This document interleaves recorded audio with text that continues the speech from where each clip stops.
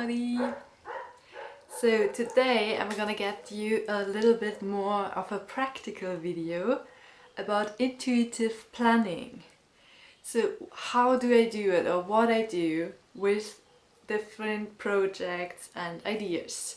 The first thing is I have my general notebook, which is a bit of a chaos place. So I do draw in it, I do have like ideas, postcards, and also personal process. And then I do also have a list of my current projects in it. So it's just like one page where I put all the different projects that I'm currently working on or that I would like to work on in something with an overview. So I just list them. That's the first thing. So just listing them. And I also have one that is called ideas. So I did make some space for things that are not yet defined as well. And then what I do on the next pages is that for each of the different projects, for example, the Rainbow Journey book that I'm writing, I have another page, and there I put the different points considering what would this project need, like in general, like all the things. What do I need to write a book? I need to have my content sorted, for example. If I really want to publish a book, I also need to find the one who's publishing it. I want to have an editor, I want to have the money to pay that. So all the things from the beginning of the project until the end, I list them here. Or as far as I can think of them, of course. So this is like my book where I just let my head flow in. And I allow everything to come up. Ideas that I might take or not take, different to-dos, actual steps, plans, monetary things, material, also questions I have about the project or things that are uncertain, certain things that I wish for the project. I have it all in this book. Nothing is planned, nothing is structured, but it is there, kind of. So, and what I do then is the second step. I have a beautiful calendar. This one I can really recommend. It's from Paulo Coelho. I don't know how you pronounce him, but it's a beautiful calendar with quotes and a good energy in it. So it makes fun to use that calendar. And then what I do is, when I plan my week or my month, I kind of feel into the things that want to be done now. So of course, when I think about my book, the first thing is not to look for a publisher, maybe. Or it could be, depends on the style of the person. For me, the first thing is to write it. But I feel into it, not with my mind. If I have the feeling this week is a good week to find the publisher for my book, I'm gonna do that. If I have the feeling this week is the best week to structure my content, I do that. If I have the feeling this is the best week to review what I've written again and see if I want to change something, then I do that. So I always go with my mood and with the different to-do steps from the project.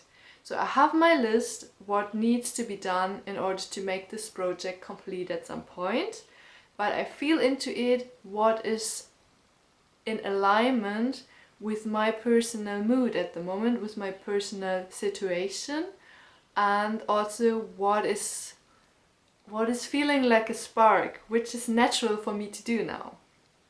So I have that. Okay, so then I have like a list of, let's say, 5 things that I want to do this week. Okay, so 5 things I want to do this week. I do not put in dates. I have like in the beginning of the week, I write those things like another list and I keep them in mind. It is like calling them in. So I call in the energy for this week to work on these topics that I selected because I feel already they could resonate, but I don't want to push something. So I'm not going and deciding, okay, I said this week I need to find a publisher, so I press forward and I do it and find it. That is also possible, but for me that is a very masculine approach, and I like to work with the feminine approach. To me, the feminine approach is creating the space and holding the room for those things on my list. I'm calling them into my week and saying like, okay, this week I feel an alignment with these topics and I would love to see them come through. So I keep it present for this week. And while I have it present for the week, each day, even each moment, each hour of the day, I check again.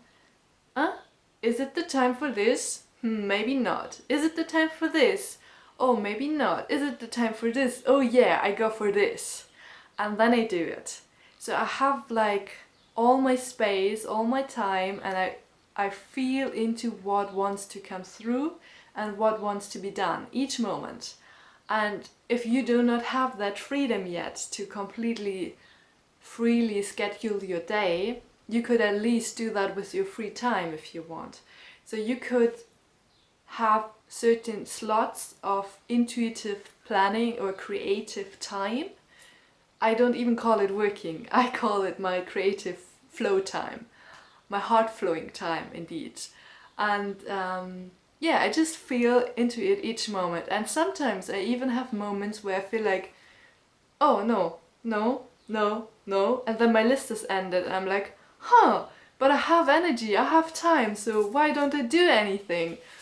But I learned for myself that if in those moments I keep silent and I just rest, if that is appearing, it gives much more room for creativity and for beautiful things to arise from it. So I had even in those moments where I felt like, okay, I don't do anything now, and for me this is something really like, ooh, okay, I have a big list to do, so why don't I do anything?